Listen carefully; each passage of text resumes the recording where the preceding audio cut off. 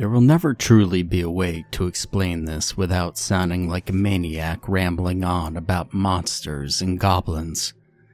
Never have I ever believed in ridiculous nonsense like that, and to be perfectly honest, I don't know if I do now.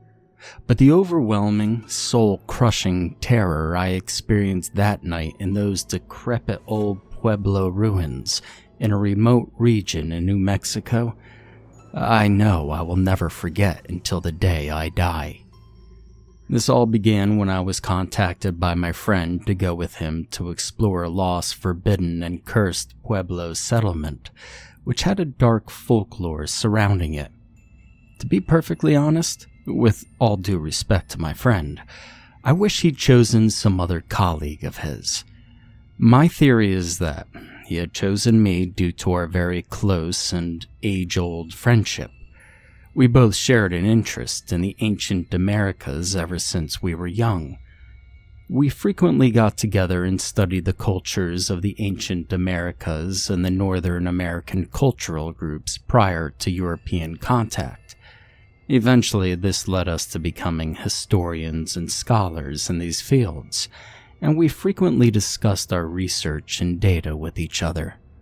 My interest was in the ancient Mexican civilizations, specializing in the study of the Olmecs, while my friend instead chose to focus his work on the Native American groups of the southwestern United States, particularly on the ancient Pueblo people noted for their advanced achievements and mysterious abandonment of their settlements. He became fixated on that subject, and he frequently visited the archaeological sites of the Pueblos. He excavated them and wrote numerous textbooks on the ruins. This is when he began emailing me and informing me of all the amazing discoveries he had made. He explained that not only did he excavate the sites, he also collected folklore from the local Pueblo people descended from ancient folk. The one bit of folklore that stood out to him the most was the Pueblo people's own explanation as to why their forefathers had forsaken one of their ancient villages. My friend did not want me to know this, as he wanted to keep it a sort of a scholarly surprise to me. His plan was that he wanted to invite me over to his excavation site and learn about it myself. He did give me a brief explanation, though. The Pueblo people avoid a certain lost village located somewhere in northwestern New Mexico, citing that a great evil arose from there, and they wish not to disturb it. They claim that, somehow, the original inhabitants had provoked the insatiable bloodlust of an ancient, unspeakable horror that dwelt there. Because of this, the Pueblonian villagers had to flee it at once and never went back, leaving the settlement to wither away to whoever was or is unlucky enough to find it. He was immediately intrigued and had a long desire to explore it. Not only was this place not yet explored by modern anthropologists and archaeologists, but it had such an interesting lore surrounding it. He quickly devised plans to do some digging around the region. Even though he was very excited to go along with his mission, it didn't come without warnings and even a bit of hostility from the locals. As said earlier, they avoided this nameless evil village and strongly insisted that he and his excavation team should reconsider this immediately. But this only fueled the curiosity of my friend. I responded to him that I was indeed interested and would be more than pleased to join him in his excavation. He was very generous and even offered to pay for my ticket to New Mexico. While flying there, we kept texting each other. He often sent me photos of various excavations and some of the incredibly built adobe buildings that still stood after countless centuries. He also showed me dark, strange caverns and caves, many of them dotted with mysterious pools of blue-green water. Now, in one of the texts, he told me that his excavation team discovered that some of the adobe homes had moderately sized catacombs buried underneath them. Although catacomb might be an inaccurate term, since it wasn't structured at all like a usual catacomb would be. Instead, he said that human bones were tossed around with strange markings and pictograms that had never been documented before along the grotto walls. They seemed to represent not so much a language, but a scene of disturbing events that took place. He described this to me, but he didn't want to ruin it. Instead, he wanted to show me in person.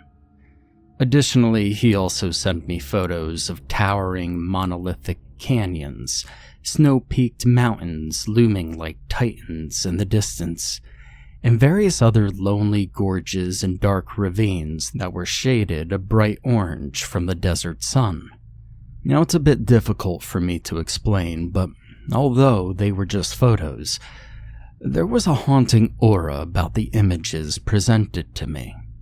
You see, the canyons, mountains, and crevices all appeared to have a sort of spectral quality to them, as if they had not been bothered for centuries, until my friend and his fellow archaeologists came around and disturbed the old quietness of the land. When I finally arrived, my friend happily greeted me. He was glad to have both a respected anthropologist and historian with him, and a longtime friend. He gave me an extensive tour of the sites and of the beautifully archaic adobe complexes created by the ancient Pueblonians. Walking up the stairs and venturing into the rooms they had built was like walking directly into the pages of a forgotten time period. The way I gazed out through the windows and staring at the vast terrain that was mountainous, forested, and arid was amazing. And I wondered if the original owners of this property once stood just like I was, staring at the distant cliffs and mountains as the sun rose and made the sand glitter orange and pale yellow. As I made my way through the Pueblo village, my friend informed me of his special surprise for me. He took me directly to the location where the Pueblo people indicated the horror drove the people away from their homes. It was within the mouth of an enormous dark cavern that was located behind some gigantic boulders that were on the side of the tallest cliff in the region. When I peered into that cave, it resembled something more like an eternal abyss than a cave. Again, I'm not sure how to explain it, but the feeling of me gazing into those pictures that my friend had sent me earlier returned. I felt like I had heard some sort of strange, discordant noises echoing out of there, very faintly. It almost sounded eerily like the cries of a human-like howl. But in other ways, it sounded like a very bizarre musical piping from an instrument that I've never heard before. I felt a chill crawl down my spine and a sudden fear began to grow inside of me. I can't say whether or not I agreed with the Pueblo folks who warned us to stay away, but there was indeed something here that was very, very unusual. I wasn't sure if my friend heard the same noises as I did. I saw him still studying the edges of the entrance of the cavern with a fascinated look on his face as he just continued talking, almost mechanically. I didn't even realize that the sun was beginning to set. The pleasant blue desert sky began to darken into a mysterious purplish color. I've seen the sky at sunset turn into a myriad of beautiful colors splashed onto it, but I don't think I'd seen this shade of color before. This purple seemed darker, as if the color of the sky were changing to a darker tone on its own, rather than because of the setting sun. But what made me become afraid was that, while I began to notice this, I heard the strange sounds emitting from the depths of the strange cavern beginning to grow louder, more excited, more menacing. I suppose I had a visible reaction to it. as I saw my friend suddenly turn to me with a concerned look on his face and ask, "You alright?" I just stared blankly and nervously into the darkness, and I didn't respond to him. I listened intently to the maddening and horrible noises I heard screeching and howling from within the cave, and with a great force, I shook myself out of that bone-chilling trance, and I turned to my friend. Yeah, I'm fine." I lied, pretending that I was perfectly normal despite what I'd just heard. He wasn't fooled, as I could see him staring at me with a perplexed look on his face. He pretended to ignore it, but I still could see the worried expression on his face. And he explained that he was going to explore this cave with a handful of his team tomorrow, and he wanted me to come along. Now, I believe that, for the first time, I felt afraid and hesitant to enter that otherworldly cave. I was convinced that there was something beyond the laws of nature in this village, or more likely, this entire region, and whatever this particular something was, it was a menacing, terrible force. Regardless of this, I gathered up the courage to tell him that I would go with him. He nodded and explained to me that we'd be exploring around 9 o'clock in the morning, but it's best to awaken a little early to grab some breakfast. We both then headed back to our campsite. It was here that I felt the true essence of horror of this place. It's difficult to say whether or not this was happening, or if this was just my imagination running wild. As I walked along beside him, I began to notice how dark and lonely this land was.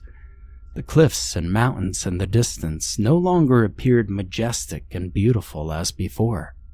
Now they appeared like towering, hideous monsters silhouetted against the bizarre purple sky. The jagged rocks jutting out from various cliffs appeared like giant clawed devil's hands reaching out from the ground. The shadowy parts of inside large cracks and gorges with the cliffs gave me the impression that glowing eyes or fiendish creatures not of this earth were dwelling inside, staring at us hungrily within. Now, at one point, the voice of my friend was drowned out by my paranoid and fear-stricken thoughts. I began to feel a sort of horrible sensation overtaking me. The shunning of this place by the Pueblo people started to make sense. The unusual sky began to glitter with thousands of stars, but it didn't bring me any comfort. Instead, the endless sky and the countless stars made me feel small and helpless against the titans and monsters that surrounded me. The stars, which I had found beautiful to gaze at in childhood, now became hideous, and I didn't want to look at them.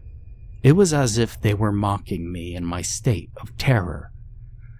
And by the time I reached the camp, I immediately dove straight into my bed and pulled the sheets up to my chin. My eyes widened with nervousness, too afraid to shut them with those grotesque noises ringing inside my ears.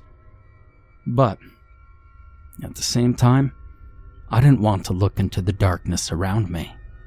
Now, I mean, this may sound foolish, but I was absolutely terrified of the idea of seeing some sort of rotting, living corpse standing at the foot of my bed and reaching out to grab with an atrocious, decaying grin on its face.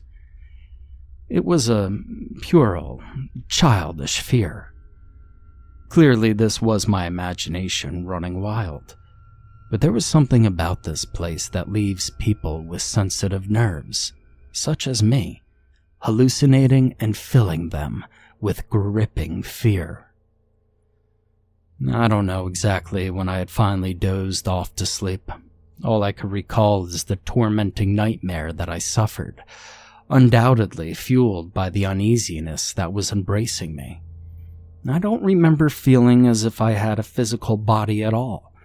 Now, I know it sounds peculiar for me to describe a dream like that, but I've read numerous articles detailing people controlling their dreams via lucid dreaming. The dreams have a disturbingly vivid sensation, and although the person is conscious that they're dreaming, they can manipulate and alter it. In this case, I felt as if I had absolutely no control over my dream, despite me being aware that I was dreaming. I felt as my dream self was being forcefully guided in the direction that some ethereal force wanted me to. The nightmare began like this. I was in the ancient Pueblo village with the massive shadowy cliffs and canyons looming all around me and the buildings. The sky appeared to me a strange shade of violet. But what's even more bizarre was that there was a phenomenon that resembled the northern lights. Colorful, swirling, wave-like patterns twisted and turned menacingly in the sky for no apparent reason. I heard hideous, terrified screaming and wails coming from all around me. As I gazed around, I could see the ghostly apparitions of human-like figures running and stumbling over themselves, as if to get away from something as fast as possible. I could see the phantasmal beings glancing backwards, as if staring at something that was in pursuit of them. My dream self was then pulled towards the enormous cave where, when I was awake, I'd listened to those unsettling, terrible howls. As I gazed into the darkness, I saw a sight that still haunts my memories, whether awake or asleep. A pair of ominous platinum eyes shined in the darkest recesses of the evil cave, and the more I felt myself gazing at them, the more I developed this hideous, paralyzing fear growing inside of me. And just as I felt that I was beginning to grow insane from staring at these cold, demonic eyes, I heard a hideous screeching that nearly shattered my eardrums. It sounded like a human screeching, but at the same time, very otherworldly, like a musical instrument that was meant to incite fear or shivers to the listener. It started out like a siren raising its pitch from lower to higher, then it quickly shifted to being more human-like, then lastly, like some kind of devilish combination of sobbing and screaming. Now, never did I ever imagine that something as hideous as a sound like that could exist, not in dreams or reality. And as soon as I heard that horrible sound, I woke up. I gazed around me, sweating heavily. Perspiration had moistened my pillow, and I felt myself shivering despite it being morning now and the temperature being a bit higher. Just as I began to momentarily calm down, my friend suddenly pulled the flaps of the tent back, eagerly waiting to announce that we were leaving. When my eyes spotted his face, he seemed eager and excited. A true archaeologist is always overjoyed to explore unearthed ruins and sites. And right when he caught a glimpse of my sweating and uneasy expression, his face suddenly showed concern. Again, he asked me if I was alright. He claimed that I looked as if I had just seen a ghost, and that my hands were still trembling. But he was right. I couldn't control this. "Are you sure you want to come?" he asked. "You don't look all that well. I don't know, maybe you should stay at camp." No, I'm fine. Believe me, it was just a nightmare, a bad dream, that's all." "A nightmare?" "Yeah, nothing really. Besides, we're going to explore something that probably contains old treasures or part of the Pueblo culture no one's ever documented before, so." Luckily, this was enough to convince him that I was well. Occasionally, during our breakfast, I did notice him shoot some curious glances at me, but I pretended to notice. Admittedly, I did feel something was wrong, no matter how hard I tried. I couldn't shake it. Despite the fact that I was traveling with the team and the sun being high in the sky, I still felt that foreboding feeling inside of me. Throughout the journey, my mind kept playing those horrid images from my dreams. The screams and cries continuously echoed within my ears. As I walked, I carefully analyzed my surroundings, I was able to confirm that the dream I had resembled the same area, and that thought brought me chills. There was something very frightening about being somewhere while you're awake where a grotesque nightmare took place. All the cliffs, mountains, ravines, crevices, and boulders were in place. It was as if I was reliving those blood-curdling sensations. Finally, we spotted that dreadful cave that I saw in my nightmares and heard the sounds coming from the day before. I felt a cold hand slide down my spine as I saw it. All of my colleagues seemed happy and ready to explore it, but I felt so alone in my fear. There truly is something hideous when everyone around you is happy and as cheerful as can be, while you're the only one tormented and lonely in your terrible thoughts, and you don't want to speak up about it. The closer I got, the more my dream repeatedly flashed in my mind. Whenever I stared at one of the peculiar but magnificent buildings that the ancient Pueblonians had designed, I saw it shift to those strange colors as in my dreams, before it changed back to normal. I tried to convince myself that it was my mind playing tricks on me. I couldn't have this keep happening to me. It was becoming psychological torture. I raised the distressed hand to my face and wiped away the sweat forming on my forehead with my palm. But alas, we reached the mouth of the cave. When we arrived, we turned on our flashlights and lugged in with our equipment. I went along with the anthropological crew who entered. I suppose it was to conquer my fear and not let it control me. It wasn't even for learning's sake anymore. It was just to suppress my nervousness and to convince myself that there was nothing supernaturally evil about this place. But as soon as I entered, I saw that the cave was enormous. There were stalagmites and stalactites protruding from the floors and the roof, respectively. It was moist as we felt water dripping on us, and the plopping sounds it made as we carefully walked over the terrain. And the more we walked, the more I realized we were on a downward slope. At first it was very faint, hardly noticeable, but then it became much more steep until the light of the entrance faded into a speck, and the only sources of light were our flashlights. We were heading deeper into the dark void that was the belly of the cave. Where it led to, I couldn't imagine. The cave was devoid of life. There was not even so much as a bat clinging to the ceiling. Our footsteps and the scraping of soles of our boots sounded like a tremendous racket compared to the dead silence of the subterranean grotto. And then the steepness stopped and it became flat. We all then suddenly heard a sound emit from one of our teammates, as if it was both a pleasant and unpleasant surprise. We saw that he was shining a light at the walls of the cave on his right side, and we all did the same. What we found filled us both with awe and horror. All over the walls we saw carvings, thousands of them on every corner. We studied it carefully, each of us deliberating and suggesting what it could be.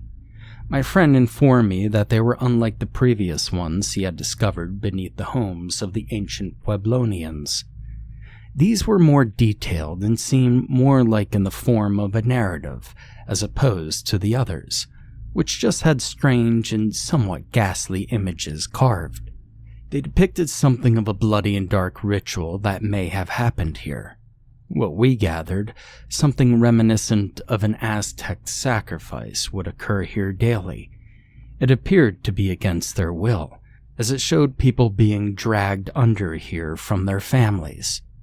In one of the carvings, a figure appeared to be standing over a victim and brutally shoving a sharp object, possibly a knife, into the victim's chest, with other ritual assistants holding down his arms and legs. Another sequence showed numerous dead bodies piled up against and on top of one another. Another one showed a shaman or something similar offering hearts or organs to a sort of huge god, or something like that, while numerous other figures behind him were bowing down. One final image depicted a group of noble-looking shamans or high priests standing outside the cave, raising their hands in sort of an incantation, as if sealing away something with unknown yet powerful magic that had remained hidden in this cave. As the rays of our flashlight captured the entire cave, the whole cave was depicted with grotesque scenes of sacrificial rituals and death. As we moved forward, one of our teammates let out a horrified shriek, while another let out a sickening gasp and fainted right on the spot. He was caught by one of the other teammates. After a few seconds, he recovered. He was a bit dazed, but he immediately began to explore the horrific discovery along with us. We saw enormous piles of human bones and skulls on both sides of the cavern walls. In addition to that, there was a putrid smell of something old and decaying that hit us. I can't truly describe what it was, but it burned fiercely into our nostrils. The skeletons appeared to be wrapped around each other, as if consoling themselves from some sort of evil thing from happening to them. Many of them appeared horrified, with their empty jaws hanging open and tossed around as if screaming for their lives. But what was most equally astonishing and terrifying was the giant statue that stood at the very end of this cave-like chamber. A giant god-like being sat there, with its enormous claws resting on its knees, and it was hunched over as if seated on an enormous throne. It resembled a gargoyle with giant bat-like wings. It had a serpentine-like face, completely with its jaw hanging open, revealing 3 bifid tongues, as if frozen in movement. Its body was covered in spikes, similar to a species of dinosaur. On its head was a sort of enormous headdress, both beautifully and grotesquely carved onto it. It appeared so hideous, lifelike. It filled us with dread just staring at it. And then, what I'm about to describe next, I don't know whether to say really happened, or if we just all lost our minds. The eyes of the menacing thing suddenly began to glow that eerie platinum color that I had seen in my nightmare. And then, numerous carved hieroglyphs then began to shine all over its arms, legs, claws, and vulture-like feet similar to its eyes. Movement was clearly visible in its slithering trio of tongues, and its wings began to expand and flap slowly. A strange, loud humming noise began to resonate all around the underground death chamber. In horror, we witnessed that all the carvings began to glow luridly on the walls, just like the ones on the monster god's body. And they all did it, as if life began to sweep across those carvings. The adorned beast then arose from its stone throne with the entire cave shaking, as if it were an enormous earthquake going on. It opened its mouth, and it let out a hideous, high-pitched crying and screeching, just like the terrible sounds I had heard in my nightmare. The thing lunged for us, huge, thundering steps it took as small rocks began to crumble from the cave ceiling. We immediately whirled around, half insane and sprinting up the catacombs and hopefully towards the exit. And it was here that the line between reality and illusion began to blur. I couldn't tell if we were dreaming still, or if this was some sort of madness I was beginning to experience. I wondered, had my fears suddenly gotten the best of me? I couldn't tell, and it didn't matter. It had won, and I was just its puppet. As we fled from that horror, we could hear it still screeching hungrily and madly as it pursued us. We scrambled and stumbled constantly, not daring to look back at that glowing chamber and the monster that it contained. and as we passed the sloping portion of the cave, we were still running wildly, not thinking about anything except to get away. Now I don't know if the others heard, but when we did so, I could hear a whooshing sound, the sound of colossal wings flapping slowly. And daring to take a look back, I could see the nameless monster god hovering over the entrance to its lair, staring at us with its eyes and the markings on its body still glowing evilly. Letting out another terrible, piercing cry, it glided towards us. Its deadly claws were outstretched, its mouth opened wide, revealing those repugnant tongues writhing madly in its mouth. As I ran, I listened to one of our colleagues begin to pray out loud. He was becoming desperate, and the fear was slowly beginning to consume him. I heard another excavator sobbing madly. All this terror had turned him into a mewling little child weeping for his mother. And as if by some miracle, we began to see the glowing light at the end of this evil cavern of death. All of us, we dashed madly for the sunlight outside. We didn't stop at all. We didn't look back at the horrible monster chasing us or anything. We just kept running and running, and we didn't dare stop for anything. Once we reached the campsite, we immediately hopped into our off-road vehicles and immediately sped off, leaving behind all of our belongings and never returning, hopefully to serve as a warning to all people, excavators, explorers, or otherwise, to simply leave it and never go back. Now to this day, I'll never know what it was we saw in those horrible caverns, or what we encountered beneath it. There was never any sort of explanation, and the abomination never followed us outside those devil caves. The experience never left us. A few members of our team had to be checked into mental institutions, and that horror that overtook them was too much, and we had no choice but to seek professional help for them. People believed them to be mad, babbling and screaming about a hideous monster that lurks in their dreams. My friend retired from his research and took to writing books on his area of expertise, and I took a similar path. I don't know about him, but I've spent countless nights wide awake researching and taking notes on that unearthly happening, thinking over everything and just what all of it was. If indeed that wasn't some sort of mass hypnosis that the place probably had over us, which, to my regret, I highly doubt.